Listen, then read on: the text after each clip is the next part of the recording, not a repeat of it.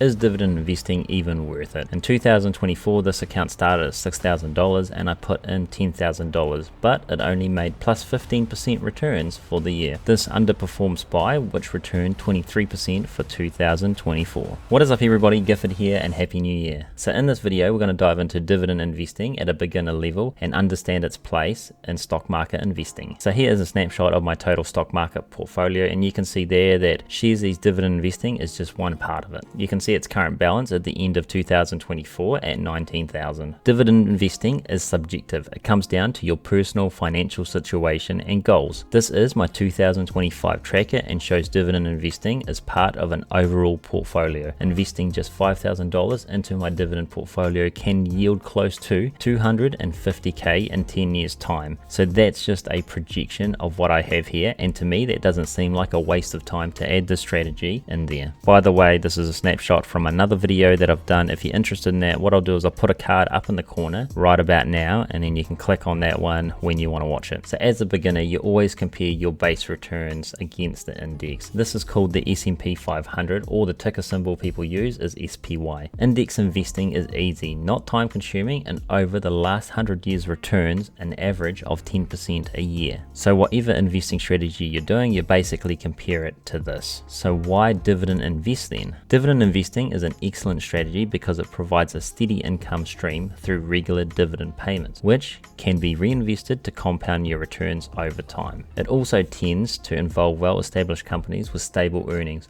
offering a measure of security. Additionally, dividend-paying stocks often perform better during the market downturns, providing a buffer against volatility. This makes dividend investing an attractive option for those seeking both income and long-term growth. The most obvious thing you can see from my Sharesies chart is it goes up consistently, and even if you stop putting money into it, if big enough, will continue to pay dividend income forever in the case of dividend ETFs. So let's go over the numbers here. You can see at the top over here in January, like the 2nd January 2024, I'd put in $6,252, but let's just say, hey, it's $6,200. Now, if we add the $10,000 that I put in over the year, basically you get $16,200. And if we come over here, we can see that at the 31st of December, I got 2,480 returns. So this is what the mass comes up to. If you're wondering what that $580 is, that's pretty much because I started negative, right? So if we add that $500 and then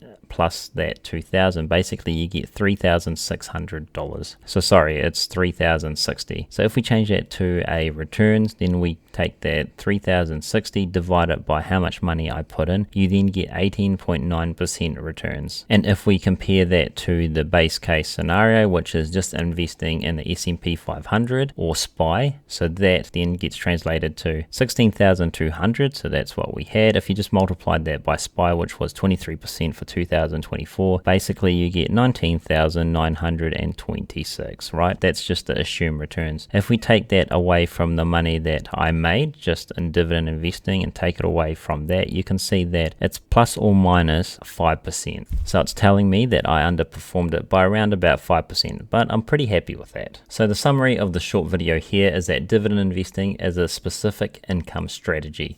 It is different from S&P 500 investing, therefore, in my opinion, comparing to index funds is a little bit unfair. The focus is long-term growth, increasing dividend payments with a certainty to reach a goal. So as you can see, one of the goals that I'd like to have in 10 years time now is to be able to build a portfolio along with this strategy across the other two strategies long-term. So why include dividend investing in these strategies? Basically, it diversifies it. By diversifying, you are going to lower your greater returns, but it does give you a lot of safety in what's happening with the market. So by doing all this and just trying to go for a 10% return, this is going to be a very achievable target, but it is pretty decent because it is $250,000 here that I'm going to be saving within 10 years. Anyways, let me know your thoughts. Am I wrong? Am I missing something here? Give that other video a watch and let me know what you think about that video too. The trading platform I use is Interactive Brokers, Hatch Invest, Stake, and Sharesies for individual companies, and I use InvestNow for index funds.